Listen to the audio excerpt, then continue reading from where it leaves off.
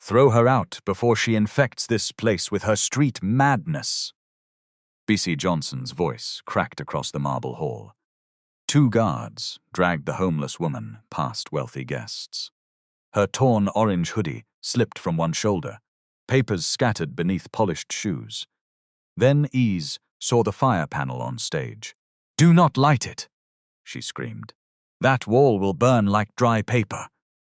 B.C. slapped her. The sound landed like a gunshot. "You came here smelling of gutters to teach engineers their work." The guards shoved Eze down. A lighting frame broke loose above her. Dare George moved first. The handsome CEO leapt from the stage, caught Eze around the waist, and pulled her clear as the frame crashed behind them. Silence swallowed the hall. Eze gripped his cobalt blue suit. "Batch SG419, she whispered. They removed the fire barrier. Dare froze. That code had never been made public. Before you discover who Eze truly was, and why powerful people wanted her erased, subscribe now. Comment your city or country, and your local time below. Do not leave. The next revelation will turn this company upside down." At exactly 10:43 that Monday morning, the giant screen behind the stage still carried the words "Homes," with dignity in white letters over a picture of smiling families. The irony was almost wicked. The event hall on Victoria Island had been polished until every chandelier looked as if it had another chandelier trapped inside the floor. Journalists sat in the front row. Officials from the Lagos State Housing Department occupied the center tables. Investors wore expensive suits and calm expressions. The kind people wore when they wanted everyone to know that money was not a problem. At the back, 23 men and women, who had once lived in temporary shelters, sat in matching cream shirts. B.C. had arranged that. She called them community beneficiaries. But 30 minutes before the cameras came on, her assistants had warned them not to move around, not to speak unless spoken to, and not to eat until the photographers had taken enough pictures. One elderly woman had asked for water. An assistant had told her, "Please manage. The bottles are part of the table setting." Now the same company was preparing to receive an award for humane leadership. Dare George had not heard that conversation. He stood on stage in a fresh cobalt blue suit, white shirt open at the neck, no tie. At 37, he had the kind of face magazines liked to place on covers. Strong jaw, steady eyes. A small scar near his left eyebrow from a football injury in secondary school. He was handsome, yes, but what made people watch him was the quiet way he carried authority. He did not shout often. That made his anger heavier when it came. Beside him, B.C. Johnson smiled into the cameras in a ruby-red trouser suit. Her gold earrings caught the stage lights whenever she turned her head. She was Rivermark Developments Director of Brand and Sustainable Growth, and she had built the entire event around one message. Rivermark did not merely construct houses. Rivermark restored dignity. The host lifted a glass plaque. "Ladies and gentlemen, before we unveil the new shelter-grid fire-resistant wall system, we honor a leader whose compassion has redefined private sector housing in Nigeria. Mr. Dare George, Human-Centered CEO of the Year." Applause rose. Dare stepped forward. Then the disturbance began near the side entrance. At first, it sounded like a chair scraping. Then came a woman's voice. "Please, I am not here for food. I need to see the safety officer." Busy's smile did not fall immediately. It tightened. A thin woman in a faded orange hoodie was trying to enter the hall. Dust clung to the hem of her trousers. One slipper was held together with black tape. She carried a transparent plastic folder against her chest, as if it contained the last solid thing in her life. A security guard blocked her. "Madam, turn back. I was told Mr. Victor from the municipal inspection team would be here. No invitation, no entry. I only need 2 minutes. 2 minutes can still spoil program. Shift. She did not shift.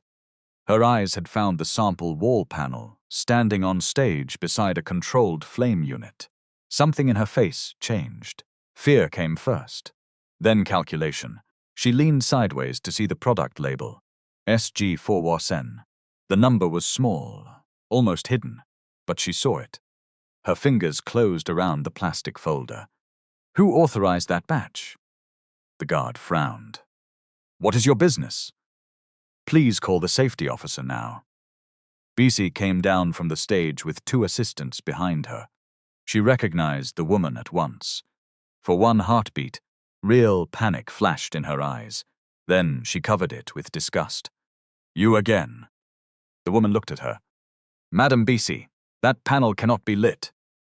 BC lowered her voice. You were warned never to come near this company. I came for the inspector. You came because you heard there would be cameras and free food. A few guests nearby turned to look. The woman's cheeks tightened, but she did not raise her voice. I did not come for your food. Bissy laughed loudly enough for the nearest microphones to catch it. Then what did you come for? Air conditioning? Soft carpet? Or you want us to give you one of the houses because you have mastered the art of sleeping near bus stops? Somebody at a side table chuckled. The woman looked toward the sound. The laughter stopped. She had not cried. That seemed to annoy BC more. Security, BC said. Remove her. This is a launch, not a rehabilitation center. The first guard reached for the woman's arm. She pulled back. Do not touch me. I will leave, but first stop that test. BC stepped closer. You think because you once carried files in an engineering office, you can stand here and teach professionals? Look at yourself. Your clothes are arguing with soap. Your slippers are begging for burial. Yet you want to advise a company worth billions. The woman swallowed. Then she said very quietly, a dirty sleeve does not change a fire result. The sentence struck harder than an insult. Busy's face sharpened. Drag her out. The guards took both arms. The plastic folder fell. Documents slid across the marble floor. A test chart stopped beneath the shoe of a senator's aide. A handwritten notebook opened near the front row. Lines of chemical ratios, heat curves, and structural sketches covered the pages. Nobody bent to help. The woman twisted around. On stage, a technician raised the ignition control. No, she screamed. Every head turned. Do not light it. The wall will burn like dry paper. The host froze with the award still in his hand. BC spun and slapped her. The sound cut through the hall. Even the cameras seemed to flinch. You came here, smelling of gutters, to teach engineers their work, Bissy shouted. People like you are becoming too bold in this Lagos.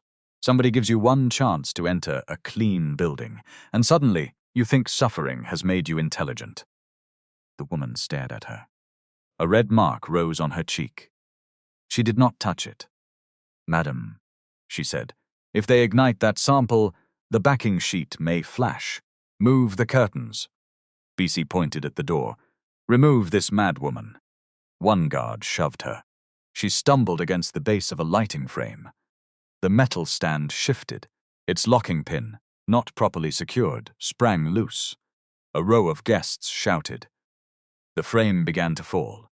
Dare dropped the award. It hit the stage and cracked. He jumped down, pushed through 2 chairs, caught the woman around the waist, and pulled her clear. The frame crashed where her head had been less than a second earlier. Glass burst. Sparks spat across the floor. Silence followed. Not ordinary silence. The kind that makes even proud people hear their own breathing. The woman clutched Dare's lapel. Her face was inches from his chest.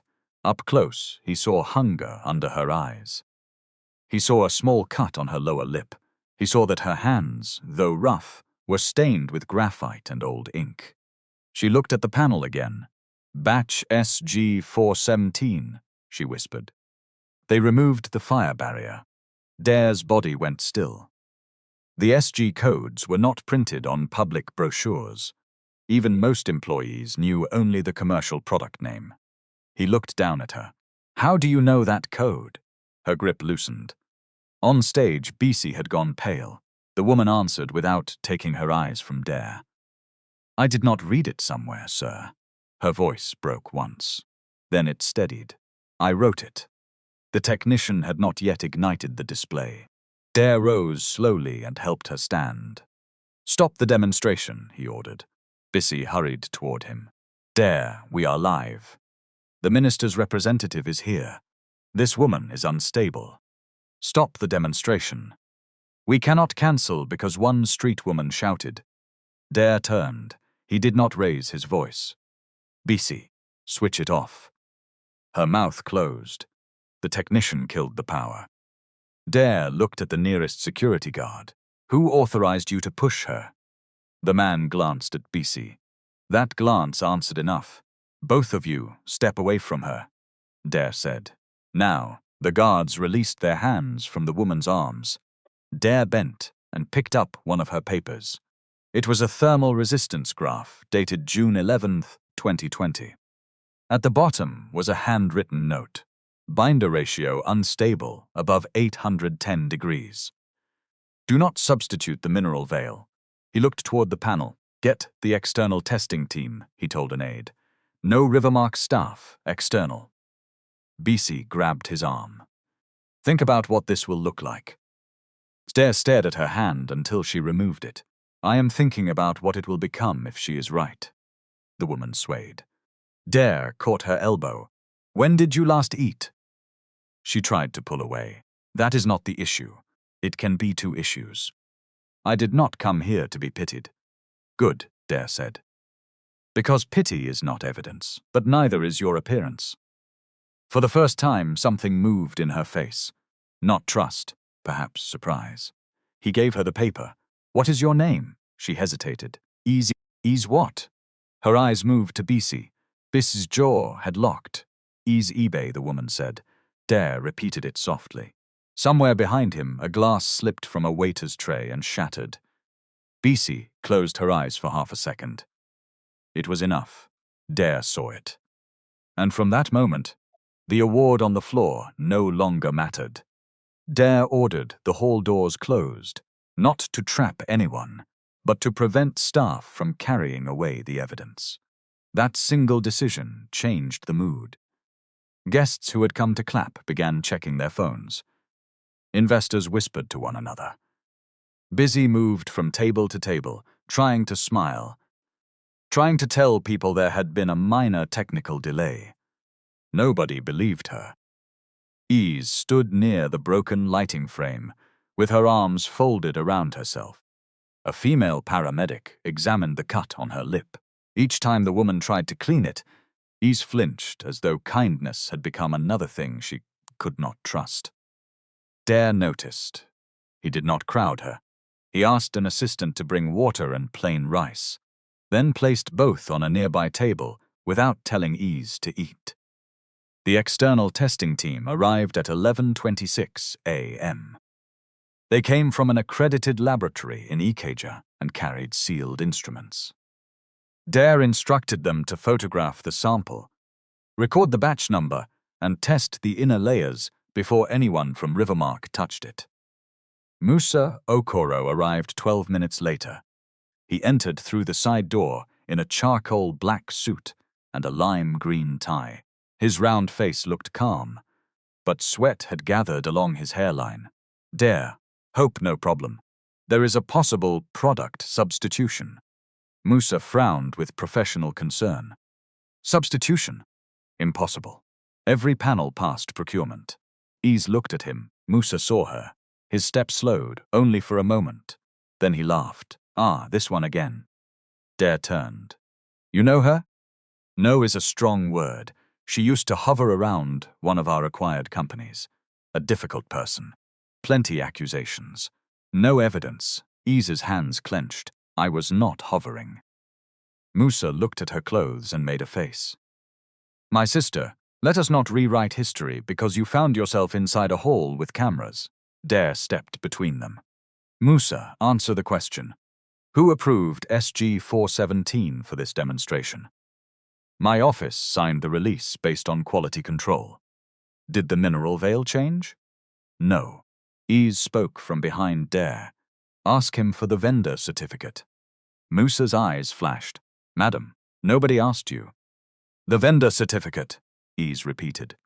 Not the Rivermark summary. The original certificate from the manufacturer. Dare looked at Musa. Get it. It is in the office. Send someone. Musa brought out his phone. Ease watched his thumb move. Tell them not to generate a new PDF, she said. Musa almost dropped the phone. Bissy stepped in quickly. This is becoming ridiculous. Dare, you are allowing a woman who sleeps under bridges to dictate audit procedure. Ease looked at her. I slept near a bus terminal, not under a bridge. A few people turned away, ashamed. She continued. And I know the difference between an original vendor certificate and a file produced from an office template. Your system leaves a different metadata signature. The laboratory lead cleared his throat. She is correct about that. Bissy stared at him as if he had betrayed her personally. The test took 47 minutes. Nobody returned to the stage. Ease finally drank the water. She ate only 3 spoonfuls of rice before covering the plate again. Hunger had taught her not to finish food quickly. Sometimes the next meal did not come. At 12:31 p.m., the laboratory lead placed 2 transparent sample bags on the table. The branded external layer is authentic, he said. But the mineral fire veil inside the panel is absent. It has been replaced with a calcium filler that improves bulk, but not flame resistance. Musa shook his head. That does not prove danger. The man looked at him. It proves the product is not what was certified. Can it burn? Dare asked. We need a controlled chamber for full confirmation. But based on composition, yes. Rapid flame spread is possible. Bissy's phone slipped from her fingers and struck the carpet. Nobody laughed. Dare looked around the hall. The giant screen still displayed his face, beside the words humane leadership. Cancel the launch, he said. Bissy's voice rose. You cannot cancel a 480 million naira event because of one test. One failed safety test is enough. The public will destroy us. If these panels enter occupied homes, fire will destroy people. The difference landed plainly. Dare called the municipal representative to the front and announced that Rivermark was suspending the unveiling pending an independent review. He did not blame sabotage. He did not call it a misunderstanding. He did not hide behind technical language. He said the company had found a material discrepancy. He said public safety came first. Then he stepped away from the microphone before Bissy could rewrite his words. When he returned to the side area, Ease was gone. Her food remained on the table. So did 1 page of her notes. Dare checked the corridor, the medical room, and the parking entrance. A cleaner said she had seen the woman walking quickly toward the service gate. Was anybody following her? The cleaner hesitated. One man in black suit. I did not see his face well. Dare looked for Musa. He was gone too. Outside, Lagos had already swallowed Ease.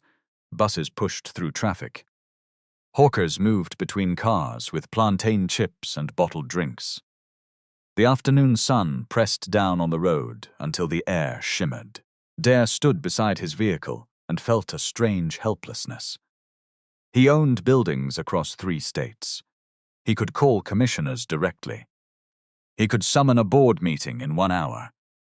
But he did not know where one woman would sleep that night. His driver asked, "Sir, should we go?" Dare looked at the page in his hand. At the top, Ease had written an address in tiny letters. Yaba Women's Transit Desk. Below it was another note. Identity replacement appointment missed. March 14, 8:30 a.m. Take me to Yaba, Dare said.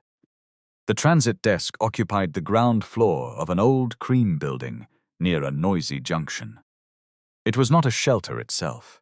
It helped women replace documents, obtain referrals, and access short-term beds. Dare entered at 2:18 p.m. The receptionist recognized him immediately. Her expression changed from surprise to caution. "Good afternoon, sir. I am looking for Ese Ibe. Are you family? No police? No lawyer? No, then I cannot confirm whether she uses this service."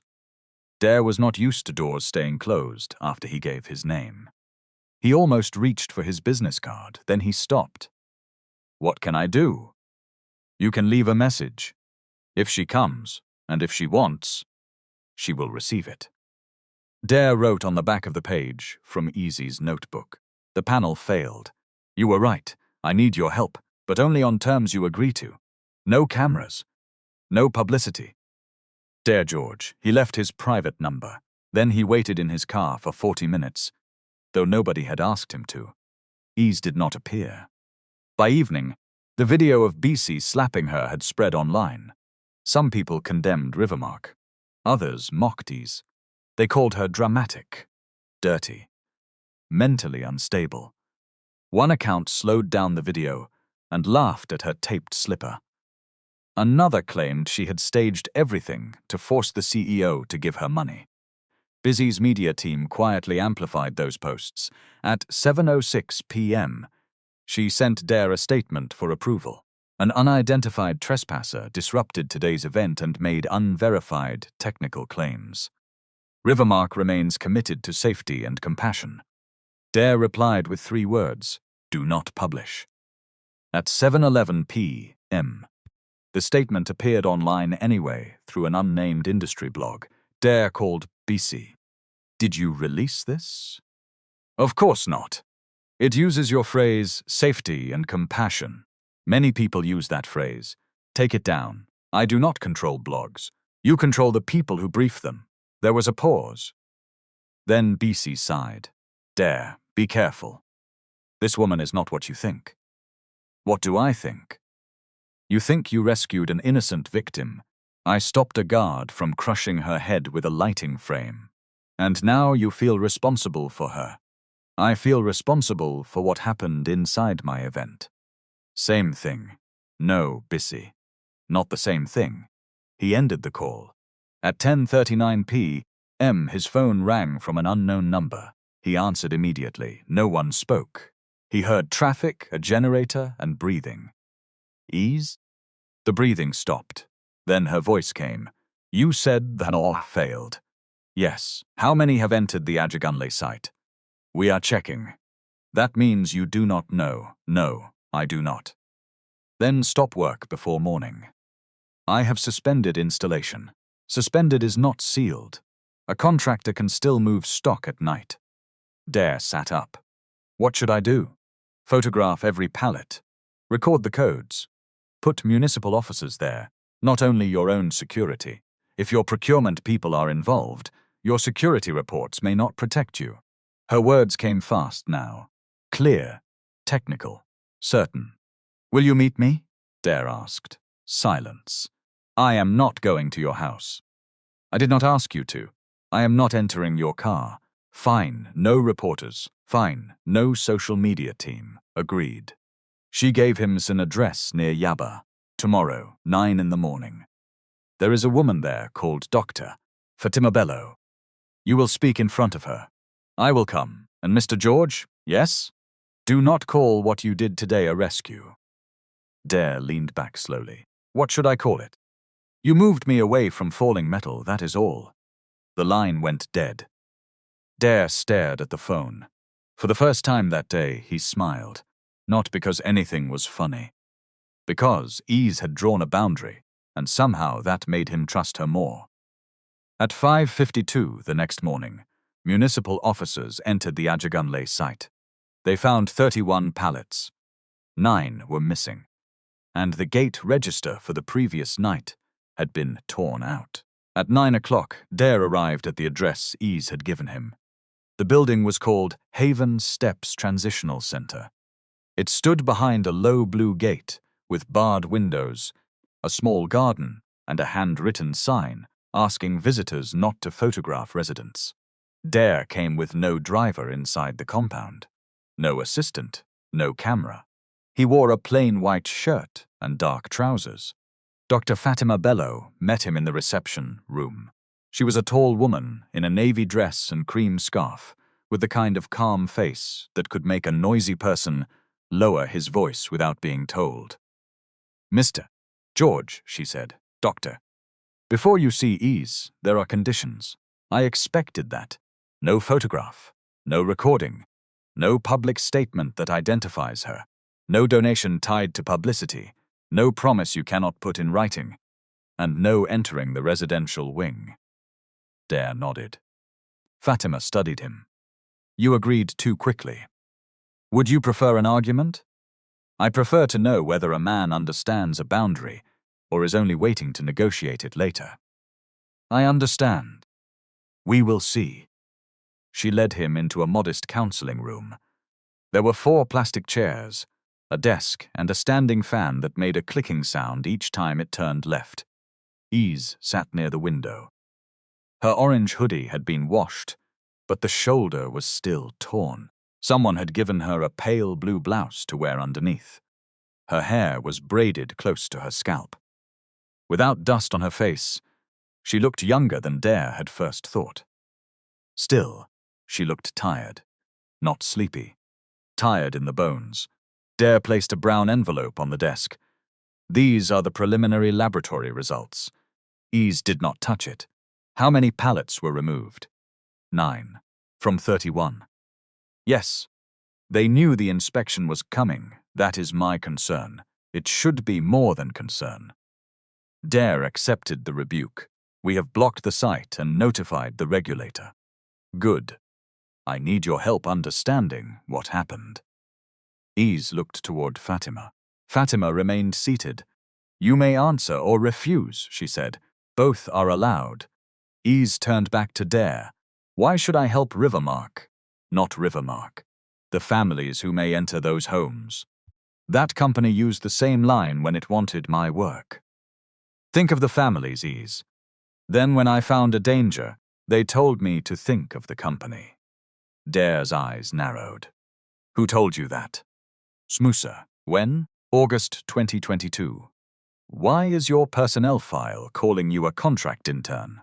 For the first time, Ease looked directly at him with open disbelief. "My what?" "Your file." "I never worked for Rivermark as an intern. That is what the record says." She gave one dry laugh. "Then your record is lying." Dare took out copies. He slid them across the table. Ease picked up the first page. Her face changed as she read.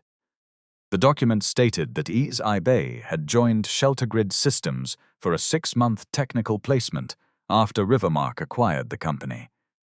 It accused her of copying confidential files, accepting Midera 3, $7 million from a competitor, and resigning before disciplinary proceedings were complete.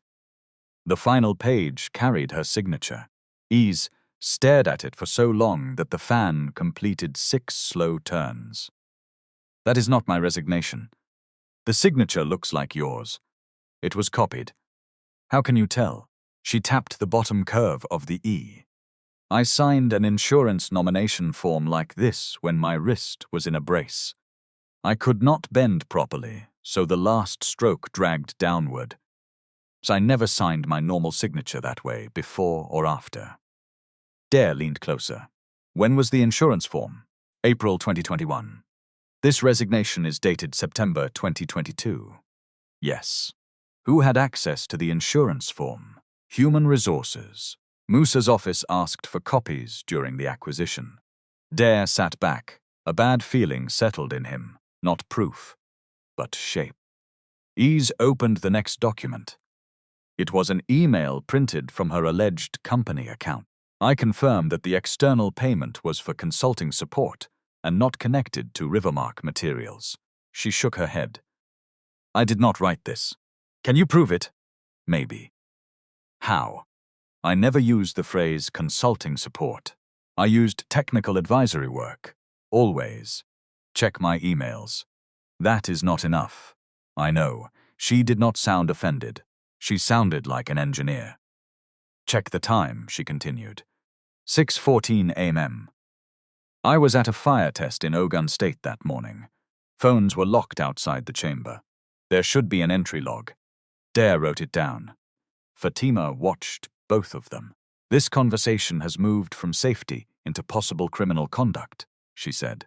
Ese needs independent legal advice before giving you more. I agree, Dare said. Ese frowned at him. Again. Too quick. I am not your lawyer. Rivermark's lawyers protect Rivermark. You should not depend on them. That answer reached somewhere her suspicion had not protected. Her shoulders lowered by one small degree. Dare continued. I can fund independent counsel through a blind legal support arrangement, or you can seek another organization. No repayment. No control from me. Ese shook her head. I do not want your personal money. Then what do you want? Restore my identification documents. Give an independent auditor access to the old acquisition servers.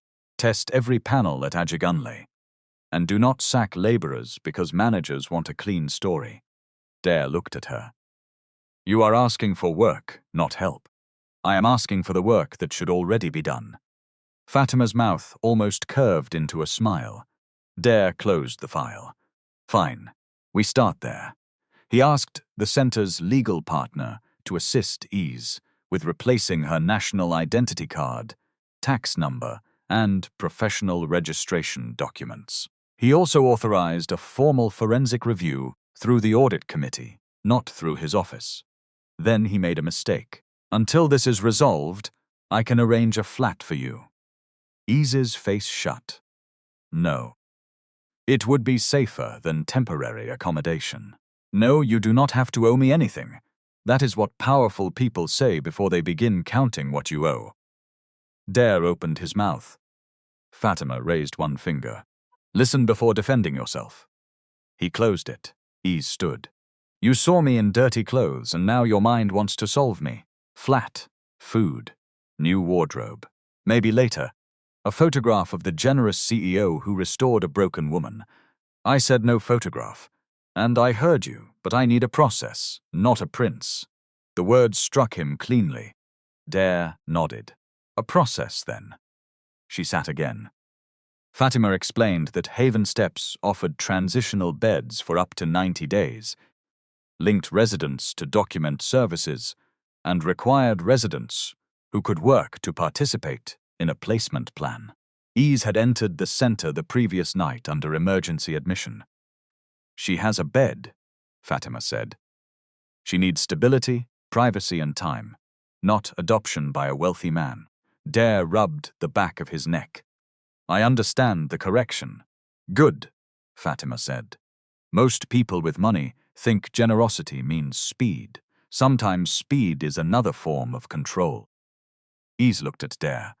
Are you still willing to investigate when the investigation may shame you? I do not know what it will show. That was not my question. Dare met her eyes. Yes.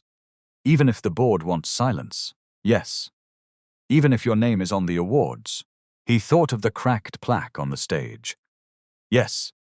Ese reached for the laboratory report. Then show me the material composition. For the next 2 hours, she forgot to be afraid. She drew diagrams on a pad. She explained how Shelter Grid's wall system had been designed for dense urban settlements where fire could move faster than emergency vehicles. The outer board was not the invention. The key was a thin mineral veil bonded behind it, cheap enough for low-cost housing but able to delay flame spread. Not fireproof, she said. No honest engineer should use that word. Fire-resistant for a tested duration. It buys time. Time for people to wake. Time to move. Time for help to come. Dare listened. She described the approved binder ratio as 11, 7%. SG4 London contained 6, 2%, and no mineral veil. The substitute would save approximately 18,400 per panel assembly. Multiply that across 67 homes, Dare said. And future projects, Ese replied. That is where the real money is. How many future projects? Your procurement forecast will know. It did. By afternoon, Rivermark's internal planning file showed a proposed rollout of 4,211 units over 3 years. At Bylaws 18, 400 saved per panel assembly, across multiple panels per house. The fraud was not small. It was a river. Dare returned to Marina after 3 p.m.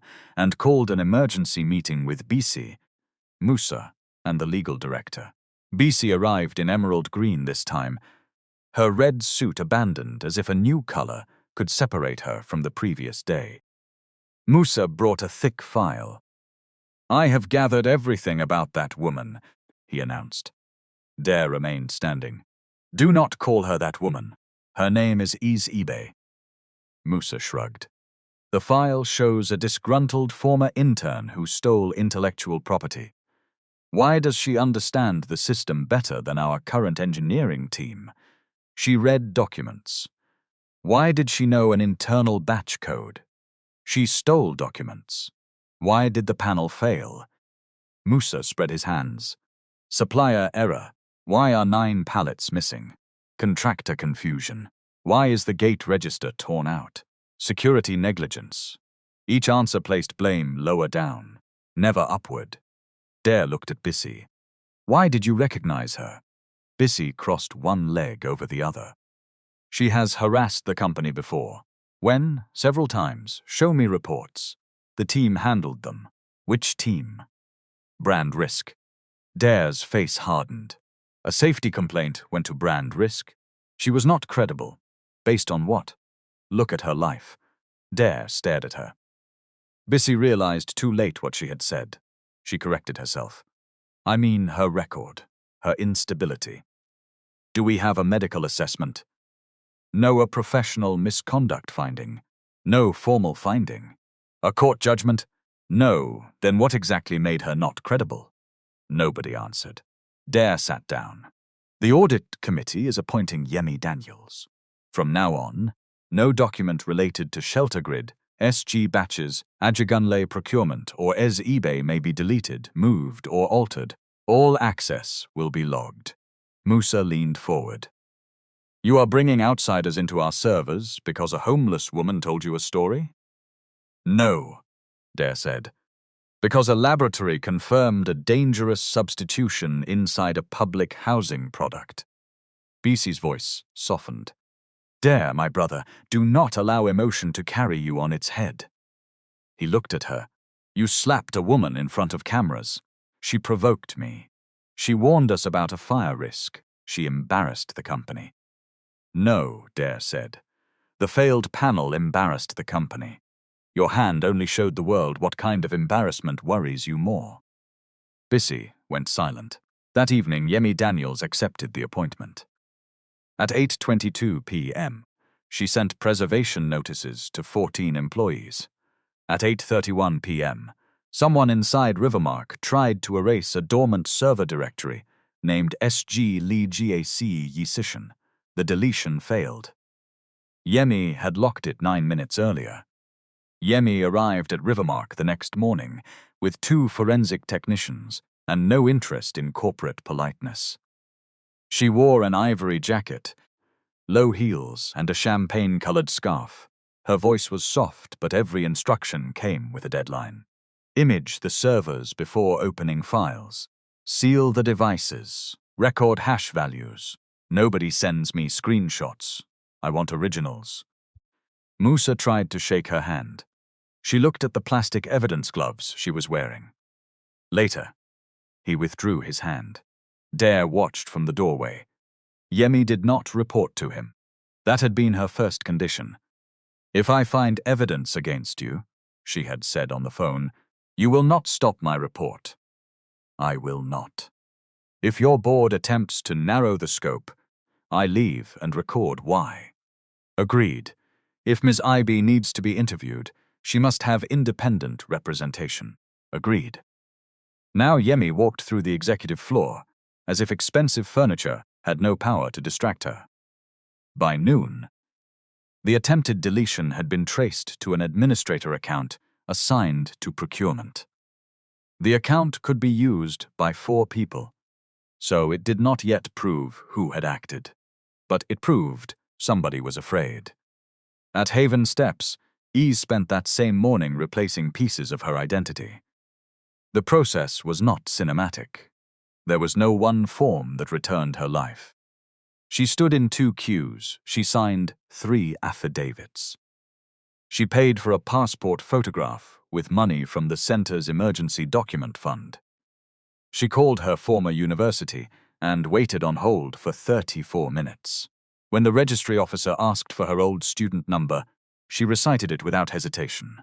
Fat Eng, 2001-117. Some things poverty had not taken. At 1:16 p.m., the Professional Engineering Council confirmed that Ese Ibe had once been registered as a graduate member and had completed all but one stage of full certification. Her file had been marked inactive after Rivermark submitted a misconduct notice. Fatima sat beside her when she read the email. Eze pressed both palms against the table.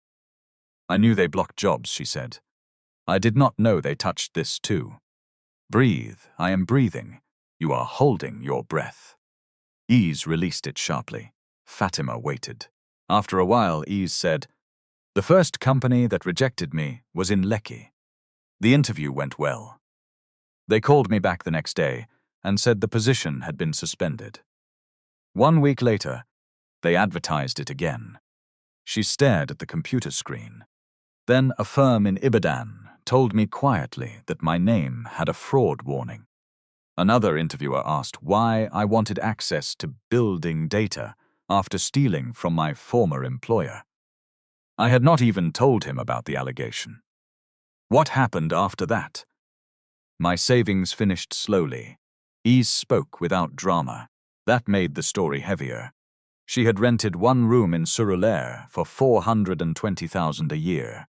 After losing work, she paid 6 months from savings and borrowed for the rest.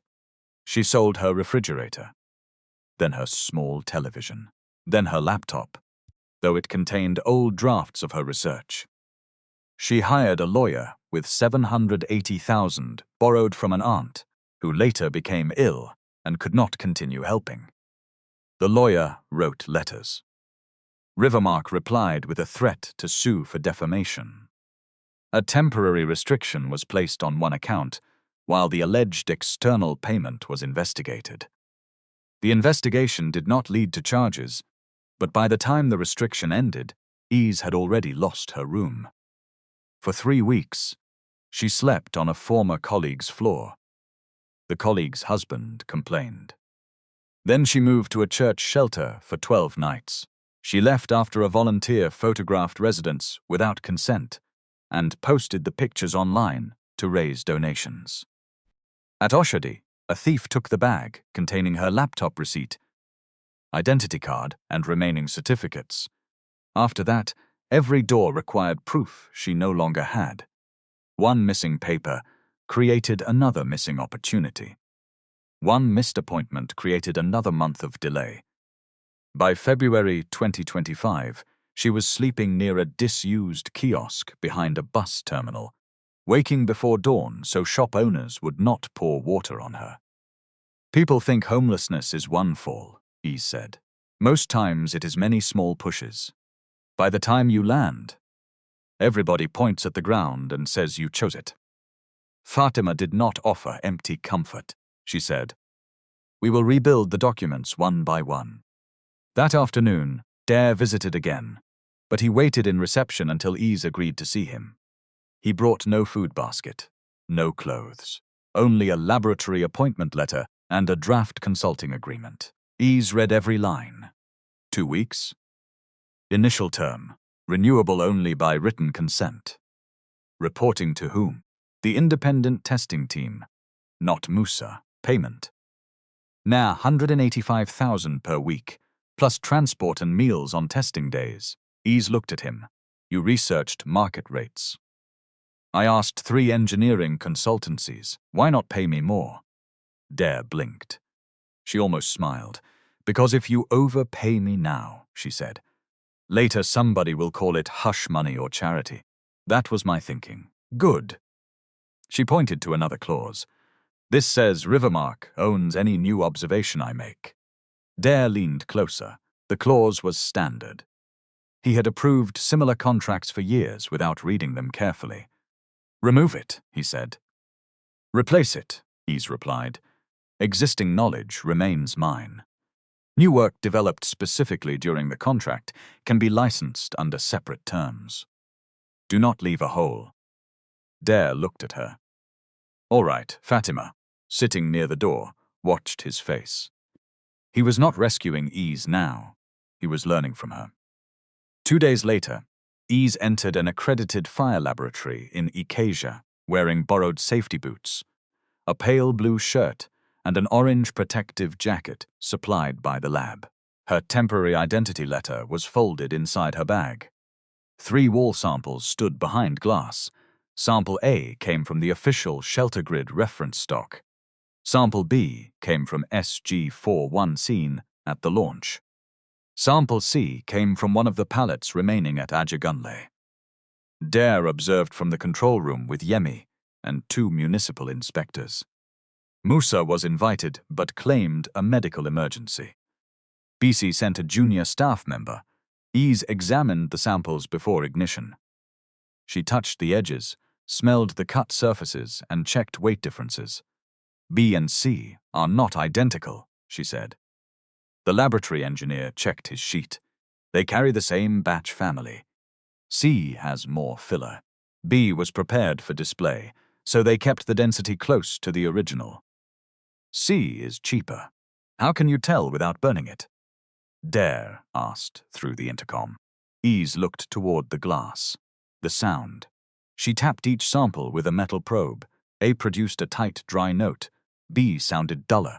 C sounded hollow. Materials speak, she said. The problem is that powerful people often prefer reports. The test began at 11:07 a.m. Sample A resisted surface spread for the expected period. Sample B failed in less than 9 minutes. Sample C produced thick smoke after 4 minutes and 17 seconds. The technicians shut down the chamber. Nobody spoke for a while. Behind the glass, the blackened sample curled inward like burnt cardboard. Dare imagined a mother waking in a small house with smoke already filling the room. He imagined locked windows. He imagined narrow passages. He imagined children who had not chosen the material around them. His stomach turned. Ese removed her gloves. This is why we designed the veil, she said. Not to make a brochure beautiful, to buy minutes. One municipal inspector asked, could workers have removed it by mistake? No. The substitute arrives from a different supplier and requires a different pressing temperature. This is not a site error. It is a procurement decision. Yemi wrote that sentence down. After the test, Dare found Ese washing soot from her hands. You were right, he said. That is not good news. I know. Do you? He looked at the dark water flowing into the sink. I am beginning to. Ese dried her hands. There may be 19 affected houses at Ajagunle. Why 19? The installation sequence. If the missing pallets were moved after work started, the first 19 frames likely received the cheaper boards. We have 67 units. Then inspect all 67. I will. She met his eyes. Not because I said so. Because you should have a system that makes this automatic. Dare nodded. On the return journey, he cancelled the company's scheduled publicity campaign. It featured photographs of former shelter residents beneath the slogan, "We gave them back their future." His brand team protested. The campaign has already cost Pinda 62 million, one manager said. Do we have written consent from every person in the images? Dare asked. We have verbal participation forms. That is not what I asked. The manager looked down. No, sir. Cancel it. Sir, we can blur some faces. Cancel it. BC entered his office 10 minutes later. You are burning the company to impress Ese. Dare closed his laptop. I am stopping an unauthorized campaign. Those people were happy to receive clothes and transport money. Payment does not equal informed consent. Since when did you become a social worker? Since I discovered my brand department was treating poor people like rented furniture. Busy's eyes hardened. You are allowing one woman to poison your mind against everybody who built this company. Dare stood. No, I am allowing evidence to correct me. She laughed without humor. Evidence? You have one failed batch and the tears of a woman who could not manage her own life. She has not cried once in front of me. That is your defense. No. The laboratory is my defense. BC moved closer. You need to remember something. Rivermark was nearly bankrupt when we acquired Shelter Grid. Musa found the cost savings. I built the public trust. The board gave you room to lead. Do not start behaving as if one technical consultant carried the whole company on her head. Dare studied her. You said she was an intern. She was. Then why are you suddenly worried I may credit her too much? Bissy's face changed. Only slightly, but Dare saw it again. Fear. She turned toward the door. Be careful, Dare. Some people know how to enter a man's conscience and build a house there. When she left, Dare called Yemi. Check the Shelter Grid acquisition documents before anything else. I am already checking them, Yemi said. What have you found? A gap. What kind? The original incorporation file lists 3 founders. The acquisition summary lists 2. Dare gripped the phone. Who is missing? Yemi paused. I need to verify before I answer. Is it Ease? I said I need to verify. The line went quiet. Then Yemi added, but somebody spent considerable effort making sure you would ask that question too late. The Ajagunle inspection began on March 24. Ease arrived at 7:12 in the morning, before the worst of the traffic and before the sun turned the open site into an oven. She wore a teal blouse under an orange work jacket. The safety boots were now hers, purchased through the consulting contract, not given as a favor. Workers stopped what they were doing when she entered. Some recognized her from the viral video. Whispers moved faster than greetings. That is the beggar woman. She is the one who stopped the launch. I heard she wants to sue everybody. A site supervisor named Sola Adebayo blocked the records cabin. Madam, restricted area. Ease showed him her letter. He barely looked at it. I know what paper says. I also know sensitive drawings cannot be moving around with somebody who has no permanent address. Dare, who had arrived behind her, heard every word. Sola saw him and straightened. Good morning, sir. Dare did not answer the greeting. Would the drawings become less sensitive if her rent was paid? Sola swallowed. I did not mean it like that. You meant it exactly like that. Ease stepped between them before Dare could continue. Mr. Adebayo, show me your authorization matrix. The supervisor blinked. My what? The sheet that states who may access which drawings. If my name is not authorized, refuse me. If it is authorized, open the cabin. Your opinion about my address is not a control procedure. Sola hesitated, then checked the list. Her name was there. He opened the door. Dare followed Ease inside. You protected him, he said. I corrected him. He humiliated you, and you wanted to humiliate him back because you were angry for me. He deserved. That is how bad systems grow. Everybody uses personal anger as procedure. Dare stopped. Ease took a roll of drawings from the shelf. If you want respect to become culture, it cannot depend on whether the CEO likes the victim. The words stayed with him all day. The inspection team opened wall sections in all 67 units. They photographed serial numbers, tested adhesive samples, and traced delivery notes. E's estimate was close. 19 houses contained the substituted layer. 2 additional houses had mixed panels from both sources. Sola began sweating when the numbers were read out. Musa had already sent an internal memo blaming site-level installation deviations. It named Sola and 6 laborers for immediate suspension. Dare handed the memo to Ease. She read it once. "This is rubbish." Sola looked at her, shocked. "You are defending me?" "I am defending the record," she asked for the daily toolbox sheets. Each one showed workers had followed the revised installation guide issued by procurement. The guide carried Musa's digital approval and instructed the team to use the substitute board on specific housing rows. The laborers had not removed the fire veil. They had received panels that never contained it. Ease placed the papers before Dare. "If you sack these men, you teach every executive one lesson. Push the instruction down, then push the blame down."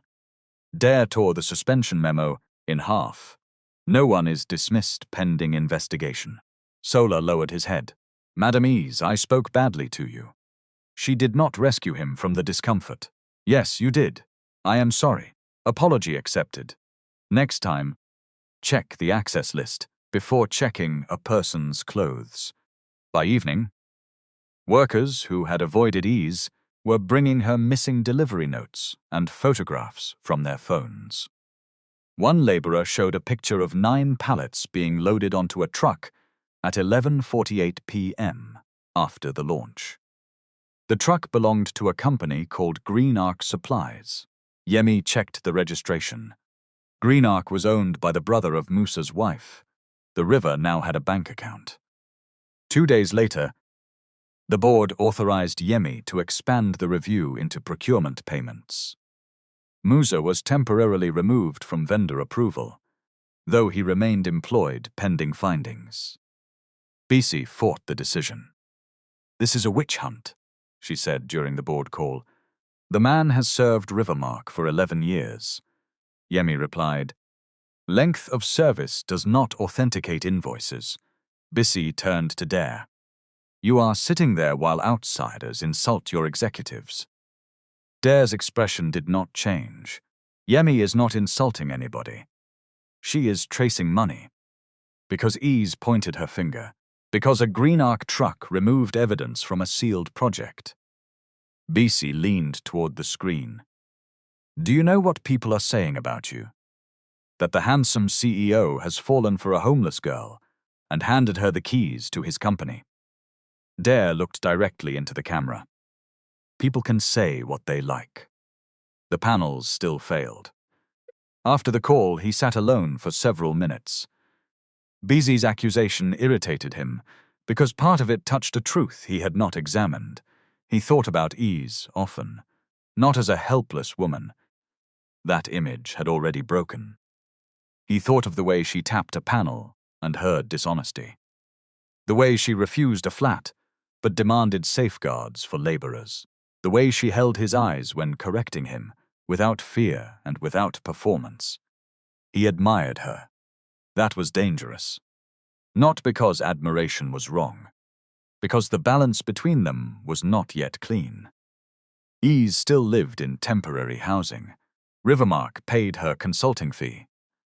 Dare controlled the company whose records could restore or destroy her name. So he said nothing. Instead, he acted on what she had taught him. He created a temporary rule that no marketing team could use the image or personal history of any beneficiary without a separate consent process explained in plain language.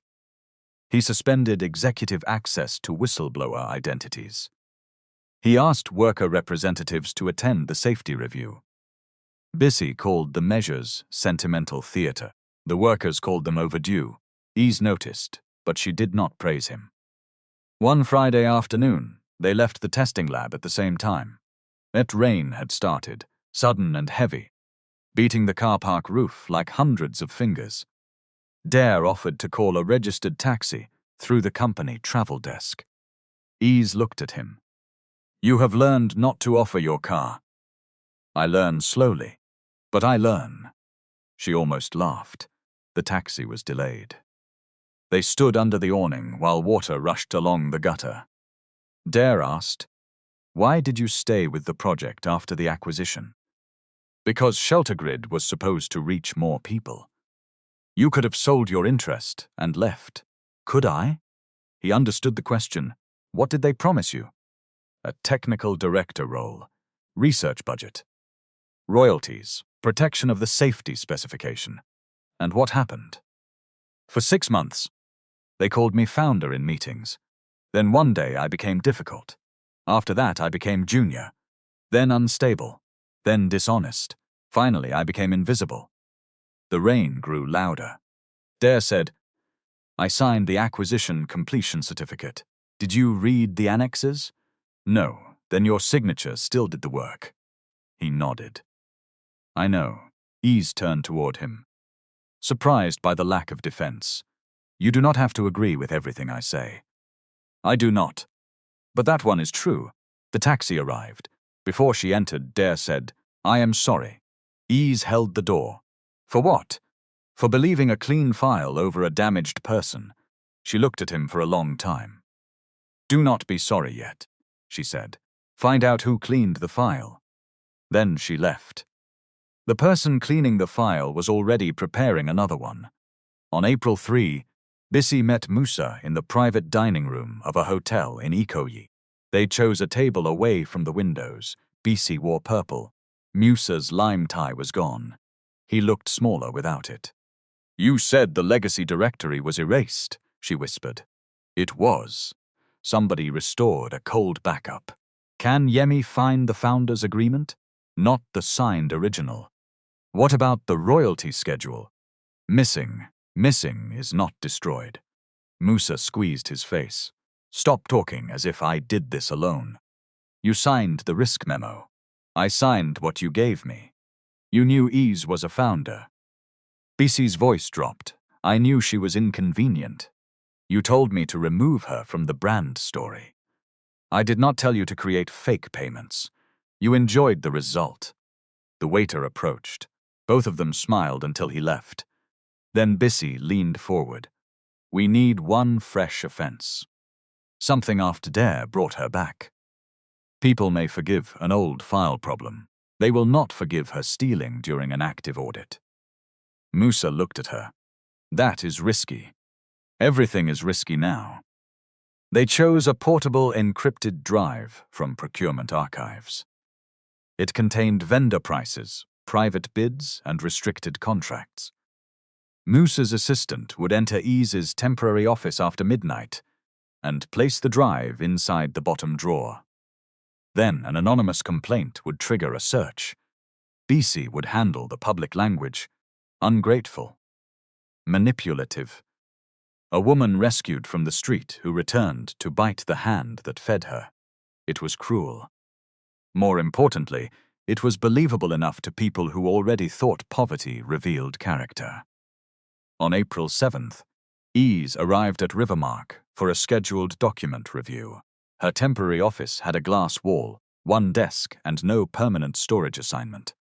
At 10:08 a.m., Bisi entered with the head of internal security and 2 witnesses. Ese Ibe, she said loudly, ensuring employees outside could hear. A restricted procurement drive has been traced to this room. Ese looked up slowly. What? We have authority to search company furniture. Dare was in a regulator meeting across town. Yemi was interviewing a vendor in Abuja. The timing had been chosen carefully. The security officer opened the first drawer. Empty. The second contained stationery. The bottom drawer held a black encrypted drive. A gasp rose outside the glass wall. Bisi covered her mouth with one hand, acting shocked. God forbid, she said. After everything this company did for you. Ese stared at the drive. She did not touch it.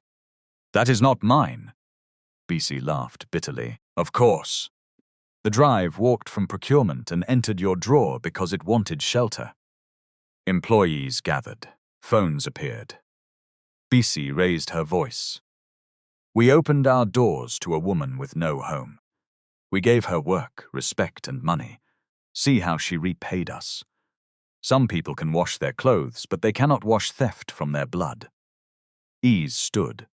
Her face was pale, but her voice remained steady. Seal the drive. Do not connect it. You are giving instructions again? If you connect it carelessly, you contaminate evidence. BC pointed at her. Listen to her. Already planning defense. Police officers arrived at 10:26. By then, the story had already reached a blog. Homeless. Woman arrested by CEO caught stealing company secrets. Dare saw the headline while leaving his meeting. He called BC. What have you done? What Ese did is the question. Has the drive been forensically examined? It was found in her drawer. That is not what I asked. The police are here. Do not allow anybody to connect that device. She should face consequences like everyone else. And everyone else should receive due process like her. He drove back to Marina faster than his security team liked. When he entered the executive floor, 2 officers were leading Ese toward the lift. Employees stood in silence. Some looked satisfied. Some looked ashamed. BC stood behind them in ruby red again, as if she had dressed for a victory photograph. Ese saw Dare. For one terrible second, he saw what she expected from him. Not rescue, betrayal. He walked to the officers. Has she been arrested? We are taking statements, sir. Good. The company will cooperate. But the drive must be sealed and counsel must be present for Ms. Ibe. BC stepped forward. You are still protecting her? Dare turned to the gathered staff. I am protecting the integrity of an investigation. Nobody in this building will declare guilt because an item was found in a drawer. He looked at BC. That includes you. Ese spoke quietly. He faced her. The encryption version, she said. What about it? The drive uses Secure Vault 7. That version was released in January. I lost all Rivermark access in September 2022. If the archive was created recently, somebody else prepared it. One officer wrote the point down. Ese continued. Also check the glass wall camera and the corridor backup. BC folded her arms. The camera failed last night. Ese looked at her. How convenient. Then the lift doors closed. At 11:03 a.m., Dare called Yemi. She listened without interrupting. When he finished, she said, freeze access for Ese, BC and Musa. Ese too? Yes. Fair process is not favor. Understood. Seal the office. Pull the camera system. BC says it failed. Primary systems fail. Backups gossip. By sunset, Yemi's team had recovered a mirrored recording from an off-site data center in Abuja. At 2:17 a.m., Musa's assistant entered Ese's office with a maintenance badge. He opened the bottom drawer. He placed the drive inside. Then he wiped the handle. The footage did not show who had instructed him, but it shattered the new accusation. And when Yemi checked the drive, she found something even more damaging. The archive had been created at 8:42 p.m. on April 6 from Musa Okoro's office computer. Ese was released after giving her statement. No charge was filed. The blog that had called her a thief changed its headline without apology. BC's office issued no correction until Dare ordered one in writing. Even then, the statement said only that new information had emerged. Ese read it once. They can publish my accusation in capital letters, she said, but my innocence must hide inside new information. Dare had no defense. He instructed the company to publish a full correction on every platform that had carried the allegation. It named the planted drive, confirmed the recovered footage, and stated that Ese had cooperated fully. BC protested. You are exposing internal evidence. You exposed her name before the evidence was tested. That was not my decision. The blog received details only 6 employees knew. Then investigate 6 employees. We are. This time, BC heard the warning. Musa was suspended.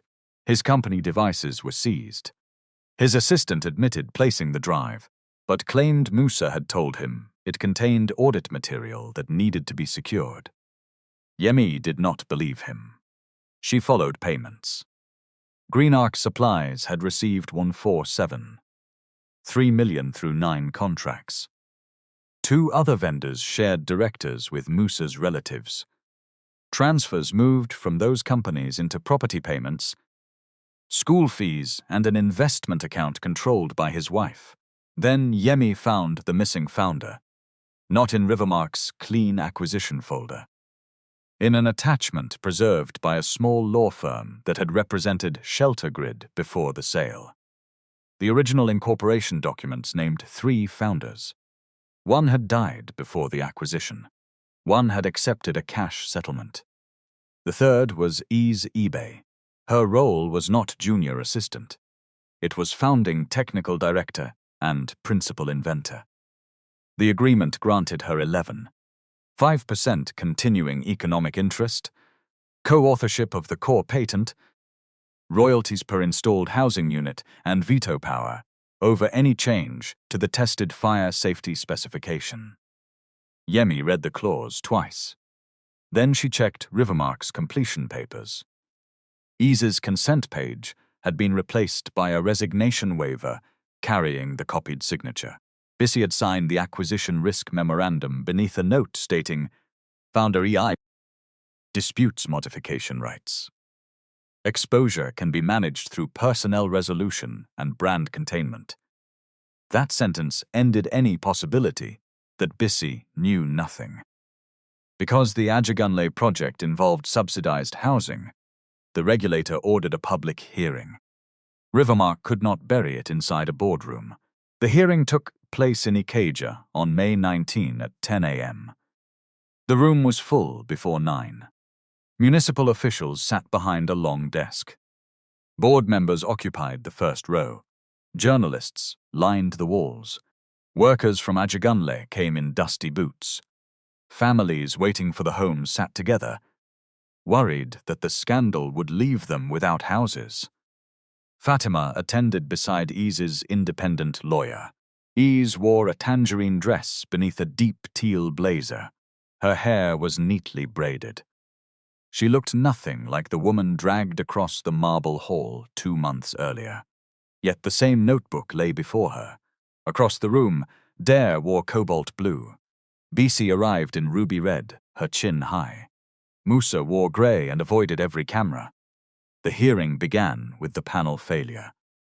Laboratory experts explained that approved shelter grid panels delayed flame spread, while substituted panels failed within minutes. Site records confirmed 21 homes contained some non-compliant material. Then Yemi stood. She did not dramatize. She did not need to. On the screen appeared the resignation letter attributed to Ese. Beside it appeared the old insurance form.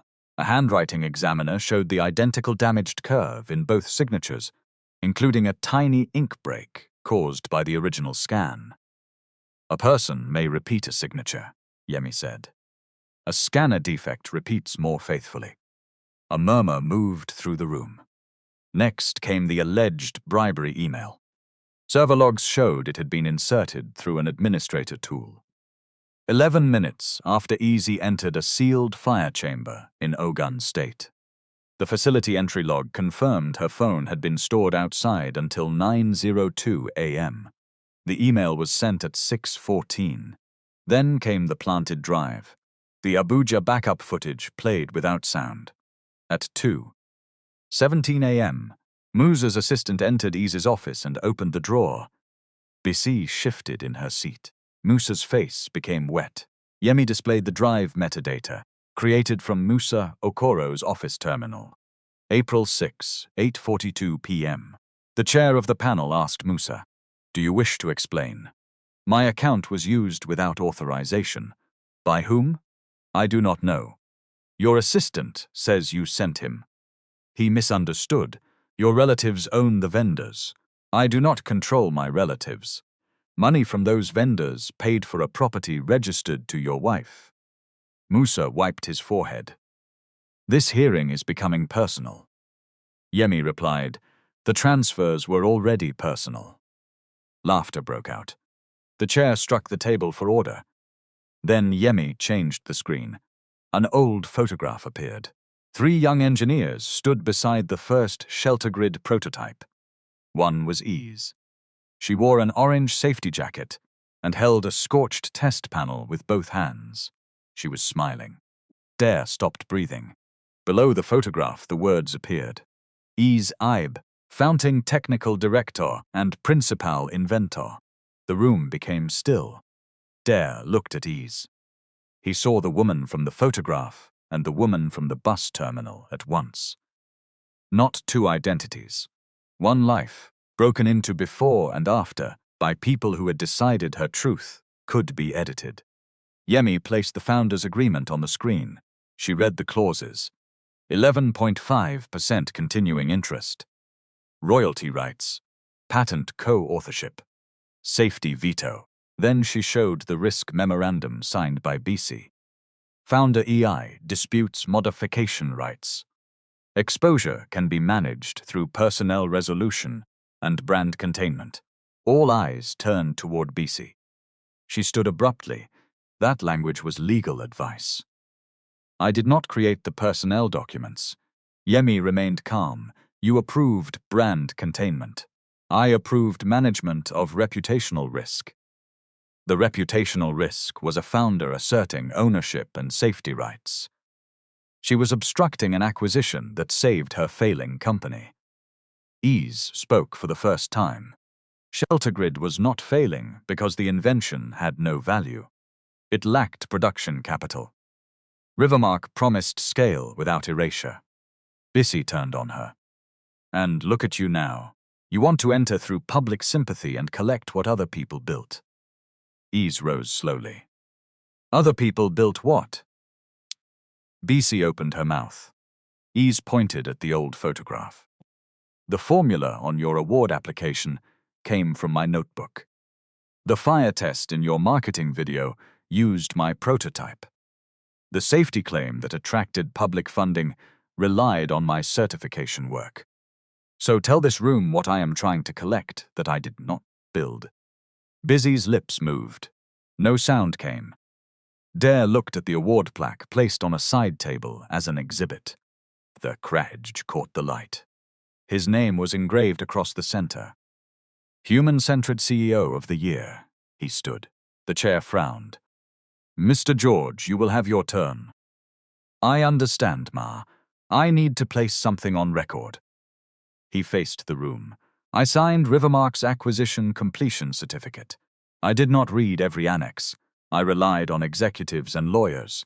That explains my ignorance. It does not remove my responsibility. BC stared at him. Dare, be careful, he continued. My company celebrated technology created by a woman whose name it deleted. We accepted praise for dignity, while our systems helped drive that same woman out of work, out of professional standing, and eventually out of housing. A camera shutter clicked. Dare looked at Ese. I stopped a metal frame from falling on her. The public called it rescue. But Rivermark had been pushing her toward the ground for years before I moved one piece of metal. Ese's eyes filled. She did not let the tears fall. Dare picked up the award plaque. I will not accept or display this award. Not until every affected house is repaired, every unpaid royalty is audited, every false record is corrected, and every person used in our dignity campaign receives a proper apology. He placed the plaque back on the table. BZ laughed sharply. This performance will not save you. She wants control of the company. The chair looked at Ese. What remedy are you requesting? Ese opened a prepared document. First, stop installation of all affected material and replace it under independent supervision. Second, compensate workers or residents who suffered loss from the delay. Third, restore my authorship and professional record. Fourth, calculate unpaid royalties through an external audit. Fifth, create a whistleblower channel outside executive control. Sixth, obtain informed consent from every vulnerable person used in company publicity. The The chair asked, "Do you seek the chief executive position?" No. A controlling share? No. Punitive dismissal of junior staff? No responsibility should follow authority. The simplicity of her answers stripped BC's accusation bare. Then Yemi introduced the final evidence. It was an audio recording from a procurement review held on August 18, 2022. The meeting had been recorded through the company conferencing system and retained in an archive. Musa's voice filled the room. Nobody will believe her once the disciplinary letter enters the market. A woman without an office address cannot fight a company with 3 floors of lawyers. BZ's voice followed. Then finish it before the acquisition announcement. I do not want her face connected to the product. The recording ended. Musa sank back. BZ remained standing, but her confidence had left her body. For the first time, she looked small inside the ruby-red suit. The board chair requested an emergency vote. BC and Musa were suspended pending dismissal proceedings.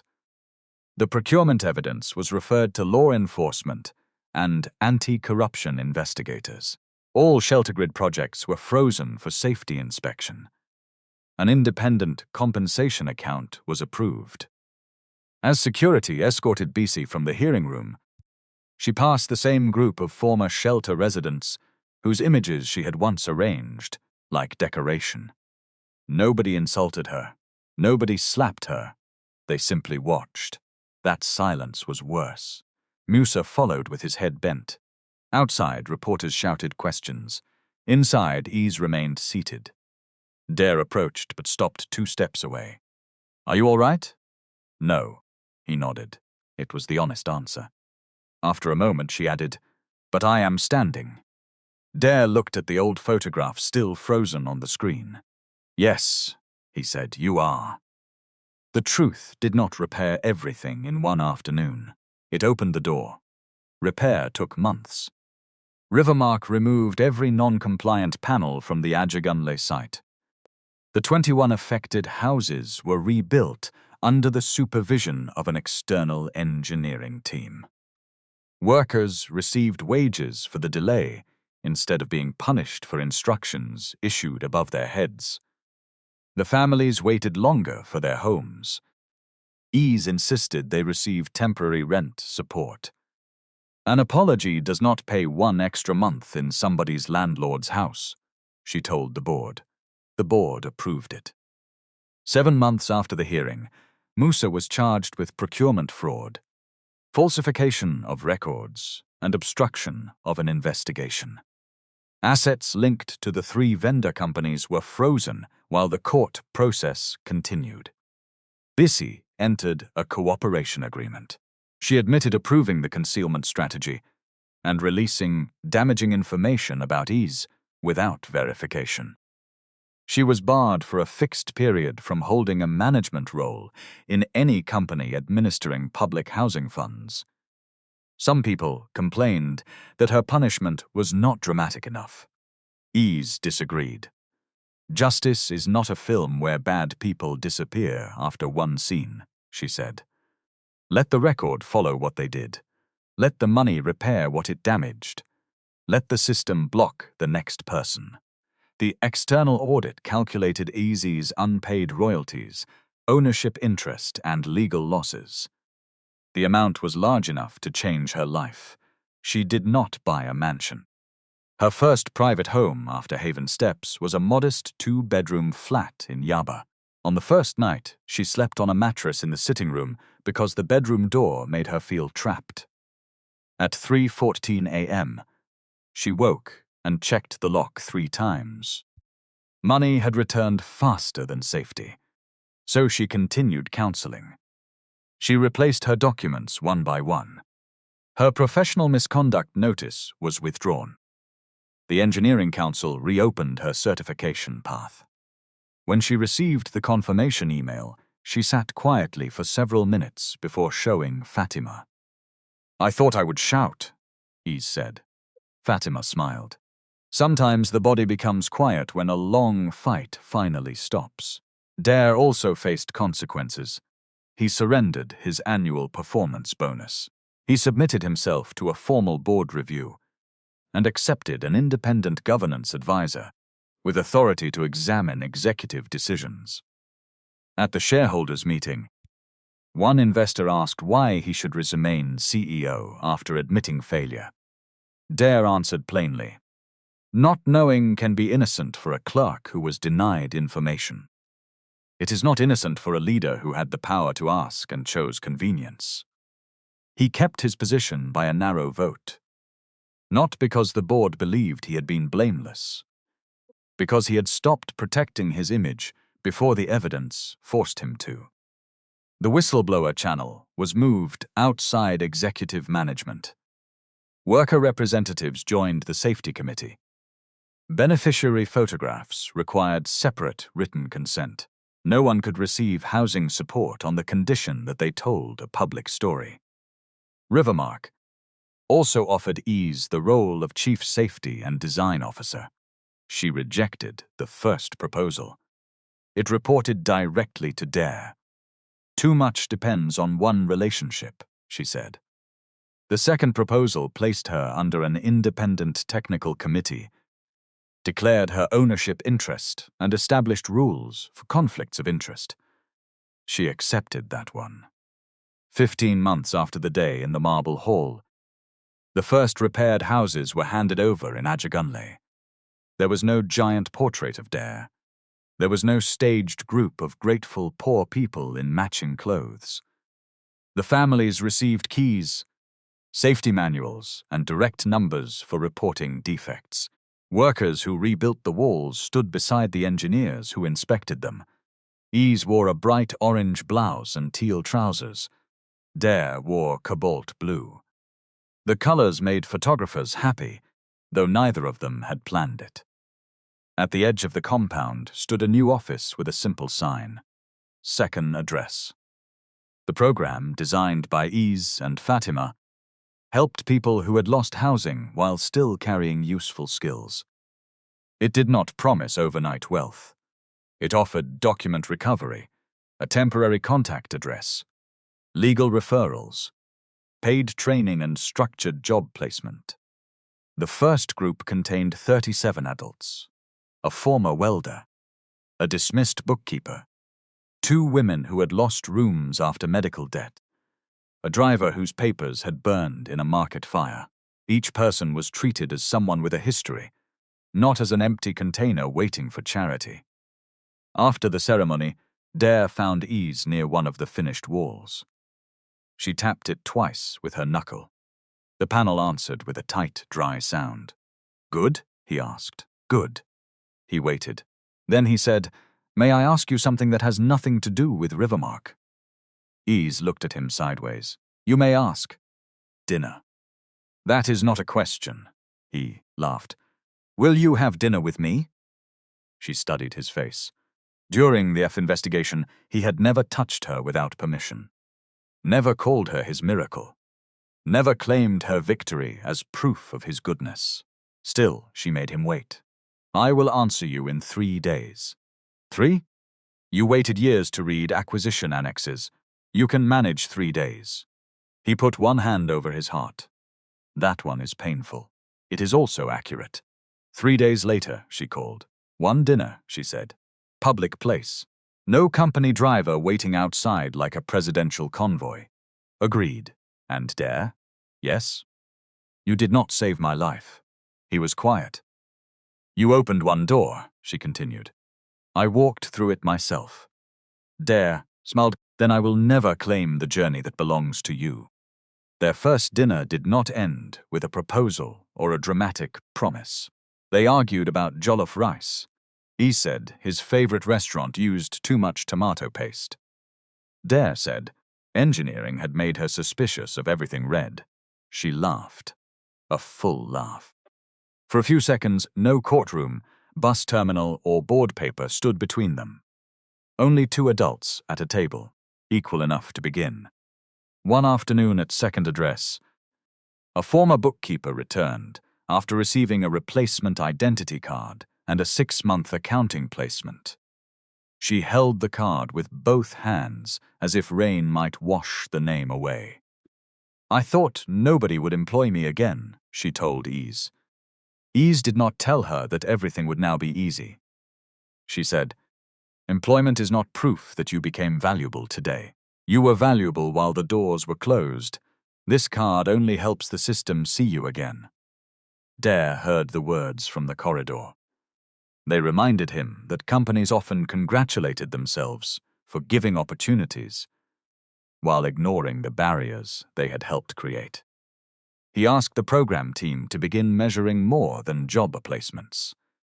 They tracked restored documents, safe housing days, legal cases resolved, and whether participants remained employed without being exploited. The numbers were not used to decorate speeches. They were published with failures included. In the first year, 11 participants left placements early. 4 employers refused to improve unsafe conditions. Second Address removed those employers from its network, instead of blaming the participants. Ese insisted on that. "A person escaping bad treatment has not failed the program," she said. "Sometimes leaving is the first correct decision." That sentence became another rule. Months later, the cracked Humane Leadership Award remained locked in Rivermark's records room. Dare refused to repair or display it. He kept it as evidence. Ese kept the torn orange hoodie, not as a costume for speeches, as a reminder that the same mind had lived inside it, before and after anyone believed her. And that may be the hardest truth in this story. People often look at clean clothes and imagine clean character. They look at homelessness and imagine failure. They see a person without an address and begin speaking, as though that person has also lost intelligence, history, and dignity. But a dirty sleeve does not change a fire result. Losing work does not erase knowledge. Losing a home does not erase humanity. And helping somebody does not make you the owner of their recovery. The best kind of help does not place a person beneath the helper. It restores the ground under their feet, corrects the system that pushed them down, and gives them room to stand without owing their future to anyone. Dare moved Ese away from falling metal. Ese forced Dare to move an entire company away from a greater fire. One rescue lasted a second. The other demanded the truth.